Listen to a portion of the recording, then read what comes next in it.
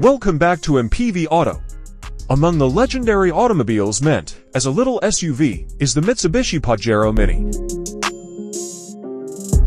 It makes use of the K vehicle class's practical tiny proportions and robustness enough for modest adventures. According to rumors, Mitsubishi is resurrecting the Pajero Mini with major modernizing changes to make it more relevant to current needs in 2025. Its design change, now influenced by Mitsubishi's trademark dynamic shield design language, is among the most noticeable ones. Its look is more solid from sharp lines, a strong grille, and LED headlights.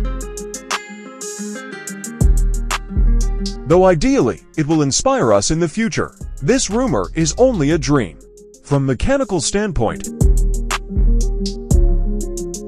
the 2025 Pajero Mini adopts front-wheel drive FWD instead of the preceding rear-wheel drive RWD arrangement. In urban environments, this modification not only increases fuel economy, but also lightens the vehicle and facilitates handling. By including these improvements, the 2025 Mitsubishi Pajero Mini not only carries on the tradition of its iconic model, but also becomes a major competitor in the contemporary small SUV market, facing rivals including the Suzuki Jimny.